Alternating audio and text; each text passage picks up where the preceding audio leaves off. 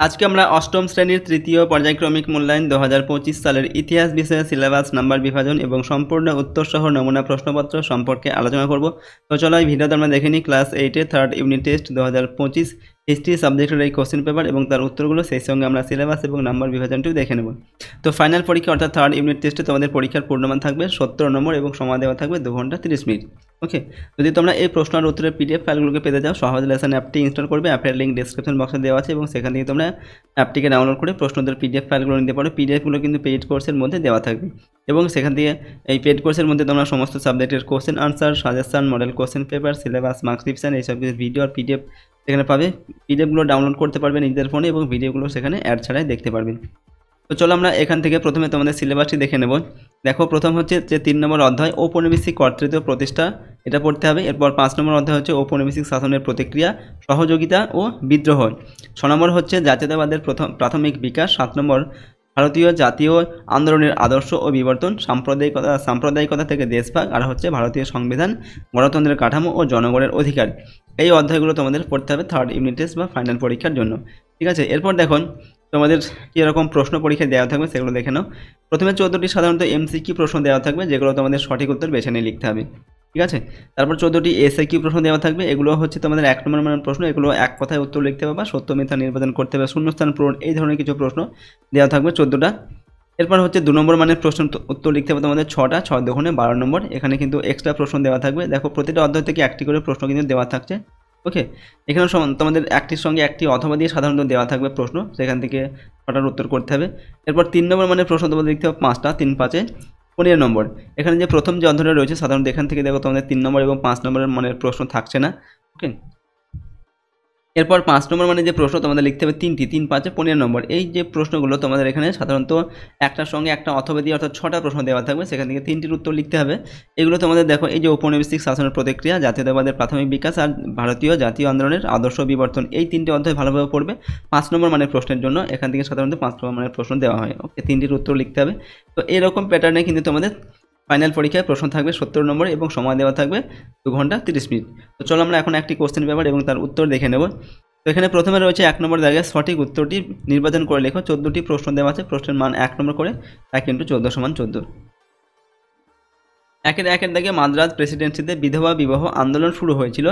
Option কয়তে দেওয়া আছে দেখো, আত্মারাম পাণ্ডুরঙ্গ, এরপর হচ্ছে মহাদেব গোবিন্দ রানারে, স্বামী দয়ানন্দ সরস্বতী, আর হচ্ছে বীরেশলিঙ্গম পান্তলু। তো মাদ্রাজ প্রেসিডেন্সিতে বিধবা বিবাহ আন্দোলন শুরু করেছিলেন, উত্তর লিখবে বীরেশলিঙ্গম পান্তলু। পরেরটা হচ্ছে 2 নম্বর, রাজা রামমোহন পরবর্তী ব্রাহ্ম আন্দোলনকে সংগঠিত করেছিলেন দেবেন্দ্রনাথ ঠাকুর, নবগোপাল মিত্র, রাজনারায়ণ বসু, এরা কেউই নয়। সঠিক উত্তর লিখবে এখানে অপশন কয়েকটা, দেবেন্দ্রনাথ ঠাকুর রামমোহন পরবর্তী ব্রাহ্ম সমাজকে সংগঠিত করেছিলেন। 1857 খ্রিস্টাব্দে মহাবিদ্রোহের সময় ভারতের গভর্নর জেনারেল ছিলেন Warren Hastings, Lord Canning, Dalhousie না ওয়েলেসলি। তো 1857 খ্রিস্টাব্দে মহাবিদ্রোহের সময় ভারতের গভর্নর জেনারেল ছিলেন লর্ড ক্যানিং। 4 নম্বর, ভারতের ব্রিটিশ প্রশাসনকে দুর্নীতিমুক্ত করার উদ্যোগ গ্রহণ করেছিলেন Lord Warren Hastings, Lord Cornwallis, Lord Dalhousie, Lord Canning. এখানে বলা হয়েছে ভারতের ব্রিটিশ প্রশাসনকে দুর্নীতিমুক্ত করার উদ্যোগ নিয়েছিলেন কে, উত্তর লিখবে লর্ড কর্নওয়ালিস। পরেরটা হচ্ছে কলকাতায় হিন্দু কলেজ প্রতিষ্ঠা করা হয় 1800 খ্রিস্টাব্দে, 1802 খ্রিস্টাব্দে, 1817 খ্রিস্টাব্দে, 1818 খ্রিস্টাব্দে। কলকাতায় হিন্দু কলেজ প্রতিষ্ঠা করা হয় হচ্ছে 1817 খ্রিস্টাব্দে। স্যার এলিজা ইম্পের আইনগুলি বাংলায় অনুবাদ করেছিলেন William Jones, Lord Cornwallis, Charles Wilkinson, Jonathan Duncan. তো স্যার এলিজা ইম্পের আইনগুলি বাংলায় অনুবাদ করেছিলেন কে, এখানে উত্তরটা লিখবে জোনাথন ডানকান।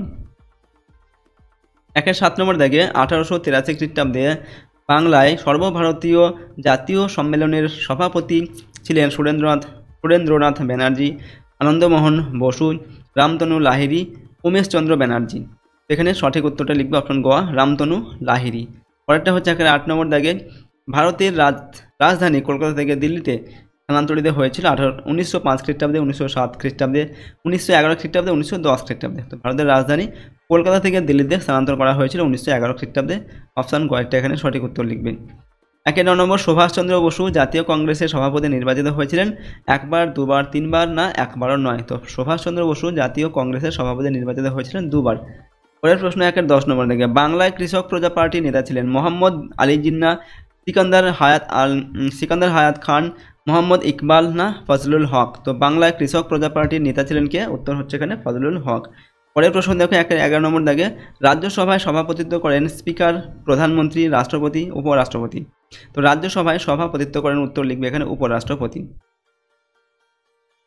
12 নম্বর দাগে, ভারতের সংবিধানে নাগরিকদের মৌলিক অধিকারের কথা বলা হয়েছে 5টি, 6টি, 7টি, না 8টি? তো ভারতের সংবিধানে নাগরিকদের মৌলিক অধিকারের কথা বলা হয়েছে 6টি। 13 নম্বর, নিজ খামারে ধান তোলা স্লোগান ছিল তেভাগা আন্দোলনের, তেলেঙ্গানা আন্দোলনের, নর্মদা বাঁচাও আন্দোলনের, টিপকো আন্দোলনের? এখানে বলা হয়েছে নিজ খামারে ধান তোলা, এই স্লোগান ছিল তেভাগা আন্দোলনের। 14 নম্বর, সাম্প্রদায়িক বাঁটোয়ারা নীতি ঘোষণা করেন র্যামসে ম্যাকডোনাল্ড, এরপর হচ্ছে Lord Mountbatten, Mohammad Ali Jinnah, আর লর্ড লিনলিথগো? এখানে আমাদের সঠিক উত্তরটি কী হবে? সাম্প্রদায়িক বাঁটোয়ারা নীতি ঘোষণা করেছিলেন র্যামসে ম্যাকডোনাল্ড। 2 নম্বর থেকে নিচের প্রশ্নগুলির নির্দেশ মতো উত্তর লিখতে হবে। এখানেও 14টি প্রশ্ন দেওয়া আছে এবং প্রশ্নের মান 1 করে 1 × 14 = 14। তো প্রথমে রয়েছে দেখো একটি বাক্য উত্তর লিখতে হবে এগুলোর। তো কয়ের দেখা হচ্ছে জাতীয় মেলা পরে কি নামে পরিচিত হয়েছিল? তো জাতীয় মেলা পরে হিন্দু মেলা এই নামে পরিচিত হয়েছিল। মহাত্মা গান্ধীর পুরো নাম কী ছিল? উত্তর লিখবে মোহনদাস করমচাঁদ গান্ধী। কয়ের দেখা কে প্রথম বাংলার নদী গতিপথের মানচিত্র তৈরি করেছিলেন? তো জেমস রেনেল প্রথম বাংলার নদী গতিপথের মানচিত্র তৈরি করেছিলেন। 1940 খ্রিস্টাব্দে মুসলিম লীগের লাহোর অধিবেশনের সভাপতি কে ছিলেন? এখানে উত্তর হচ্ছে মোহাম্মদ আলী জিন্নাহ ছিলেন 1940 খ্রিস্টাব্দে মুসলিম লীগের লাহোর অধিবেশনের সভাপতি। এবার সত্য মিথ্যা নির্বাচন করতে হবে এখান থেকে। দাগে ইউনিয়নিস্ট পার্টির নেতা ছিলেন সিকান্দার হায়াত খান, এটা সত্য লিখবে। চয়ের দেখা হচ্ছে বঙ্গভঙ্গ কার্যকর করা হয়েছিল 1905 খ্রিস্টাব্দের 16 জুলাই, এটা হবে মিথ্যা। ছয়ের দেখা লর্ড কর্নওয়ালিস পাঞ্জাবে চিরস্থায়ী বন্দোবস্ত চালু করেছিলেন, এটা লিখবে মিথ্যা। পরের প্রশ্ন দেখো আমরা বাম দিকের সঙ্গে ডান দিক মিলিয়ে লিখতে হবে। বাম দিকে কী দেওয়া আছে দেখো, ডেভিড হেয়ার, দীনবন্ধু মিত্র, সতীশচন্দ্র সামন্ত, বি.আর. আম্বেদকর। ডান দিক কী দেওয়া আছে, তাম্রলিপ্ত জাতীয় সরকার, পুনা চুক্তি, নীল দর্পণ, আর হচ্ছে হিন্দু কলেজ। তো প্রথমে কী দেওয়া আছে এখানে, ডেভিড হেয়ার, এটা হচ্ছে অপশন 4 এর সঙ্গে মিলবে, হিন্দু কলেজ। এরপর হচ্ছে দীনবন্ধু মিত্র, এটা অপশন 3 এর সঙ্গে মিলবে, নীল দর্পণ নাটক। ডয়ের দেখা সতীশচন্দ্র সামন্ত, অপশন 1 এর সঙ্গে মিলবে, তাম্রলিপ্ত জাতীয় সরকার। আর ঢয়ের দেখা হচ্ছে বি.আর. আম্বেদকর, এটা হচ্ছে অপশন 2 এর সঙ্গে হবে, পুনা চুক্তি। বেমানান শব্দটি চিহ্নিত করতে হবে এখানে। বর্গীয় দাগে চম্পারণ সত্যাগ্রহ, অসহযোগ আন্দোলন, আইন অমান্য আন্দোলন, ভারত ছাড়ো আন্দোলন। এখান থেকে বেমানান শব্দটা হচ্ছে আমাদের চম্পারণ সত্যাগ্রহ। ঝয়ের দাগে সুরেন্দ্রনাথ ব্যানার্জি, বিপিনচন্দ্র পাল, লালা লাজপত রায়, বাল গঙ্গাধর তিলক। তো এখান থেকে আমাদের বেমানান শব্দ বের করতে হবে। তো সুরেন্দ্রনাথ ব্যানার্জি, এটা বেমানান শব্দ এখান থেকে হবে। এবং ইঙ্গর দাগে প্রশ্ন, রাজা রামমোহন রায়, বিদ্যাসাগর, স্যার সৈয়দ আহমেদ খান, মহাদেব গোবিন্দ রানাদে। তো এখানে স্যার সৈয়দ আহমেদ খান, এটা বেমানান শব্দ এখানটা হবে। 3 নম্বর দাগে নিচের প্রশ্নগুলির সংক্ষিপ্ত উত্তর লিখতে হবে। প্রশ্নের মান এখানে 2 নম্বর করে এবং 6টির উত্তর লিখতে হবে। 6 দুগুণে 12 নম্বর দেওয়া আছে। পরের দাগে হচ্ছে 1784 খ্রিস্টাব্দে পিটের ভারত শাসন আইন কি? অথবা উইলিয়াম জোন্স কি উদ্দেশ্যে প্রাচীন ভারতীয় সাহিত্যগুলি ইংরেজিতে অনুবাদ করেছিলেন? দেখো পিটের ভারত শাসন আইনটা কি না, 1784 খ্রিস্টাব্দে ব্রিটেনের নতুন প্রধানমন্ত্রী উইলিয়াম পিট একটি নতুন আইন তৈরি করেন, একে বলা হয় পিটের ভারত শাসন আইন। এই আইন অনুসারে একটি বোর্ড অফ কন্ট্রোল তৈরি হয়। এই বোর্ডকে কোম্পানির সামরিক ও অসামরিক শাসন ও রাজস্ব ব্যবস্থা পরিচালনার পুরো দায়িত্ব দেওয়া হয়। পাশাপাশি এই আইনে স্পষ্ট বলা হয় যে ভারতে কোম্পানির সমস্ত প্রশাসনিক কর্তায় গভর্নর জেনারেলের কর্তৃত্ব মেনে চলতে বাধ্য। এর ফলে ভারতে ব্রিটিশ কোম্পানির কার্যকলাপের ওপর ব্রিটেনের পার্লামেন্ট নিশ্চিতভাবে নজরদারি করতে পারবে। পরের দেখা হচ্ছে নরমপন্থী কাদের বলা হতো? উদাহরণ দাও, অথবা বঙ্গভঙ্গের পিছনে ঔপনিবেশিক সরকারের যুক্তি কী ছিল? তো জাতীয় কংগ্রেস প্রতিষ্ঠার প্রথম পর্বে 1885 থেকে 1909 খ্রিস্টাব্দ পর্যন্ত সমস্ত কংগ্রেস নেতা ব্রিটিশদের কাছ থেকে নিবেদন নীতির মাধ্যমে ভারতীয়দের দাবি দাওয়া আদায় করতে চেয়েছিলেন। তারা নরমপন্থী নামে পরিচিত। কয়েকজন নরমপন্থী নেতা হলেন উমেশচন্দ্র বন্দ্যোপাধ্যায়, দাদাভাই নওরোজি, গোপালকৃষ্ণ গোখলে, সুরেন্দ্রনাথ বন্দ্যোপাধ্যায় প্রমুখ। ঠিক আছে, এগুলো হচ্ছে আমরা নরমপন্থী কাদের বলা হয় আর তার উদাহরণগুলো লিখলাম। কয়ের দাগে 19 শতকের সংস্কার আন্দোলনের দুটি সীমাবদ্ধতা লেখো অথবা নীল বিদ্রোহের দুজন নেতার নাম লেখো।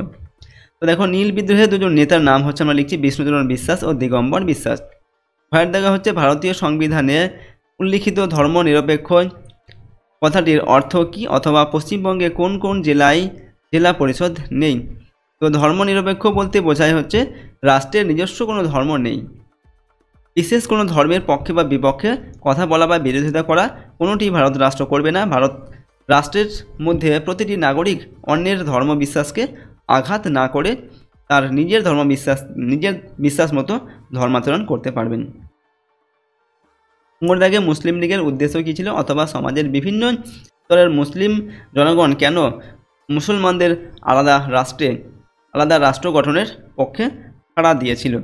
দেখো, 1906 খ্রিস্টাব্দে ঢাকায় মোহামেডান এডুকেশন কনফারেন্সের অধিবেশন বসে। এই সময় মুসলমানদের জন্য অল ইন্ডিয়া মুসলিম লীগ সংগঠন তৈরি হয়। এই সংগঠনের লক্ষ্য ছিল মুসলমানদের স্বার্থ ও রাজনৈতিক অধিকারের প্রতি নজর দেওয়া। পাশাপাশি লীগের উদ্দেশ্য ছিল ব্রিটিশ সরকারের প্রতি অনুগত থাকা। এটা আমরা মুসলিম লীগ সম্পর্কে লিখলাম। পরের প্রশ্ন দেখো, চয়ের দাগে স্বরাজ্য দল কারা কেন গঠন করেছিলেন অথবা সাইমন কমিশন কেন গঠন করা হয়েছিল, ভারতীয়রা কেন এই কমিশন বয়কট করেছিলেন। তো কংগ্রেসের মধ্যে চিত্তরঞ্জন দাস ও মতিলাল নেহরু প্রমুখ নেতারা গান্ধী নীতি থেকে সরে আসার জন্য আহ্বান জানান। তাদের মতে সরকারি আইন পরিষদকে বয়কট না করে তাতে অংশগ্রহণ করে সরকারি নীতি ও কাজে বাধা দেওয়া যাবে। অন্যদিকে গান্ধী প্রথা পুরনো পথে চলতে উৎসাহী ছিল। ফলে 1922 খ্রিস্টাব্দের শেষ দিকে চিত্তরঞ্জন দাস ও মতিলাল নেহরু মিলে কংগ্রেস খিলাফত স্বরাজ্য দল তৈরি করেন। ওকে, তো স্বরাজ্য দল কারা কেন তৈরি করেন সেটা আমরা এখানটায় লিখলাম। এরপর হচ্ছে 4 নম্বর দাগা। নিচের প্রশ্নগুলির 4-5টি বাক্যের মধ্যে উত্তর লিখতে হবে। প্রশ্নের মান 3 নম্বর করে, 3-5 15 নম্বর দেওয়া আছে। কয়ের দাগা হচ্ছে চৌরি চৌরার ঘটনার গুরুত্ব কী অথবা 1930-এর দশকে বাংলার বিপ্লবী আন্দোলনে মাস্টারদার অবদান বিবৃত করেন। আমরা এখানে লিখছি, দেখো, অহিংস অসহযোগ আন্দোলন সর্বত্র অহিংস ছিল না। হিংসার চূড়ান্ত প্রকাশ ঘটেছিল উত্তরপ্রদেশের গোরক্ষপুরের চৌরি চৌরা গ্রামে। 1922 খ্রিস্টাব্দের 8 ফেব্রুয়ারি ওই গ্রামের স্থানীয় মানুষেরা প্রতিবাদ জানাতে সমবেত হন। ক্রমে পুলিশ ও জনতার সংঘর্ষ বাধে। জনতার তাড়ায় পুলিশেরা থানায় ঢুকে পড়লে থানার দরজা বন্ধ করে বাইরে থেকে আগুন লাগানো হয়। এই ঘটনায় গান্ধীজি অসহযোগ আন্দোলন তুলে নেয়। তার মনে হয়েছিল যে দেশবাসী অহিংস আন্দোলনের উপযুক্ত হয়ে ওঠেনি। তবে জাতীয় কংগ্রেসের অনেক নেতাই গান্ধীজির এই সিদ্ধান্তের সমালোচনা করেছিলেন। এটা আমরা চৌরি চৌরার ঘটনা সম্পর্কে কিন্তু লিখলাম। এরপর হচ্ছে ক্ষয়ের দাগে 19 শতকে সমাজ সংস্কার আন্দোলনে আর্য সমাজের অবদান কী ছিল অথবা 1857 খ্রিস্টাব্দে মহাবিদ্রোহের ব্যর্থতার কারণ কী ছিল। তো 1857 খ্রিস্টাব্দে মহাবিদ্রোহে ভারতবাসী তথা ভারতীয় সিপাহীরা সর্বশক্তি প্রয়োগ করলেও শেষ পর্যন্ত এই বিদ্রোহ নানা কারণে ব্যর্থতায় পর্যবসিত হয়। যেমন 1 নম্বর কারণ হচ্ছে আঞ্চলিক সীমাবদ্ধতা। উত্তরপ্রদেশ, দিল্লি, রোহিলখণ্ড, অযোধ্যা, বাংলা ও বিহারের একাংশ অর্থাৎ মহাবিদ্রোহ মূলত পূর্ব পাঞ্জাব থেকে পশ্চিম বিহার পর্যন্ত অঞ্চলেই সীমাবদ্ধ ছিল। অর্থাৎ আঞ্চলিক সীমাবদ্ধতা বিদ্রোহের শক্তিহীনতার অন্যতম প্রধান কারণ। 2 নম্বর জনসমর্থনের অভাব। ঝাঁসি, অযোধ্যা, দিল্লি প্রভৃতি স্থানে মহাবিদ্রোহ জনসমর্থন লাভ করলেও গোয়ালিয়র, নেপাল, হায়দ্রাবাদ, ভোপাল, এরপর যোধপুর, পাতিয়ালা ও ঝিন্দ প্রভৃতি অঞ্চলের রাজা এমনকি সাধারণ মানুষ পর্যন্ত ব্রিটিশদের প্রতি সহানুভূতিশীল ছিল। 3 নম্বর কারণ রক্ষণশীলতা। ভারতীয়দের রক্ষণশীলতা ও প্রতিক্রিয়াশীল মনোভাব বিদ্রোহের ব্যর্থতার অন্যতম কারণ বলে অনেক ঐতিহাসিক মনে করেন। তো এগুলো হচ্ছে মহাবিদ্রোহের ব্যর্থতার বিভিন্ন কারণ। কয়ের দাগে দেশীয় মুদ্রণ আইন কী অথবা বাংলায় বিপ্লবী আন্দোলনে ক্ষুদিরাম বসুর অবদান কী। দেখো, আমরা লিখছি 1878 খ্রিস্টাব্দে লর্ড লিটন দেশীয় মুদ্রণ আইন জারি করেন। ওই আইনে বলা হয় দেশীয় ভাষায় প্রকাশিত সংবাদপত্রগুলি কোনো সরকার বিরোধী বক্তব্য প্রচার করতে পারবে না। এর যদি অন্যথা হয় তবে সরকার ওই সংবাদপত্র ছাপাখানা বাজেয়াপ্ত করবে। এই আইনের বিরুদ্ধে দেশ জুড়ে প্রবল আন্দোলন শুরু হলে 1881 খ্রিস্টাব্দে তৎকালীন ভাইসরয় লর্ড রিপন এই আইনটি বাতিল করেন। আমরা এখানে দেশীয় মুদ্রণ আইন কি সেই সম্পর্কে লিখলাম।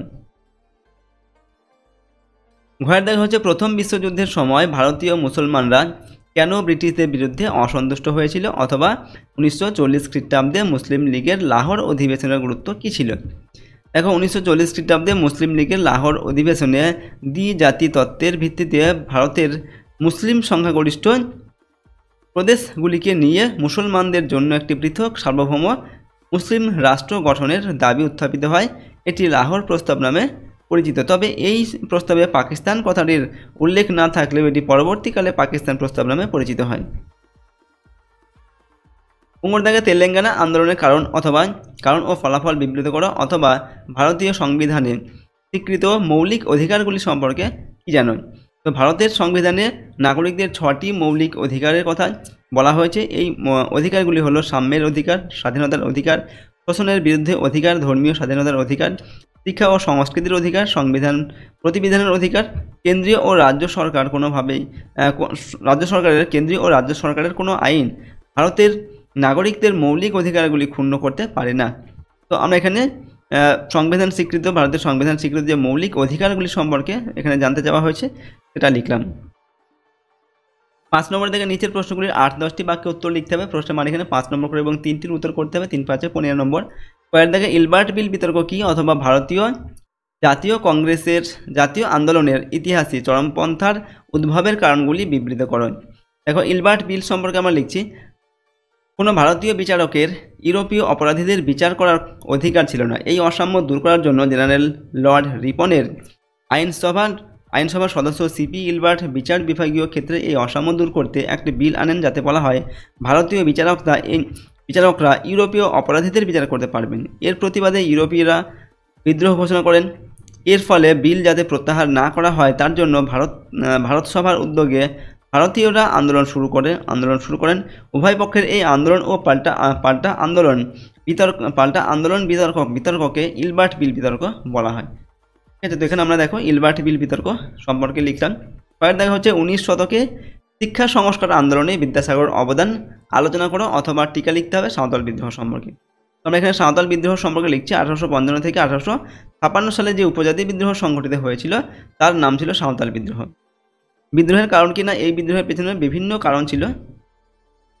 1 নম্বর, সাঁওতালদের এলাকায় বহিরাগত মহাজন জমিদাররা দিকু নামে পরিচিত ছিল। এরা এসে বসবাস করতে শুরু করে। এদের প্রভাবে দরিদ্র নিরীহ সাঁওতালরা অত্যাচারের মুখে পড়ে। তারা কম ওজন ও চড়া সুদে টাকা দিত, দলিলে ইচ্ছামতো বক্তব্য লিখে টিপছাপ নিয়ে নিত। 2 নম্বর হচ্ছে ইউরোপীয় কর্মীরা সাঁওতালদের কাছ থেকে জোর করে হাঁস, মুরগি ও অন্যান্য জিনিস কেড়ে নিত। 3 নম্বর, তাদের জোর করে রেলের কাজে নিয়োগ করা হতো, উপযুক্ত মজুরি দেওয়া হতো না বা উপযুক্ত মজুরি দিত না। 4 নম্বর, সবচেয়ে বড় কথা ছিল সাঁওতালদের নিজস্ব সংস্কৃতি বিপন্ন হচ্ছিল। বিদ্রোহের নেতা কারা ছিলেন? সিধু, কানু, চাঁদ ও ভৈরব প্রমুখ এই বিদ্রোহের গুরুত্বপূর্ণ ভূমিকা নিয়েছিল। এই বিদ্রোহ হুল বিদ্রোহ নামে পরিচিত ছিল। এইভাবে আমরা লিখলাম সাঁওতাল বিদ্রোহ সম্পর্কে।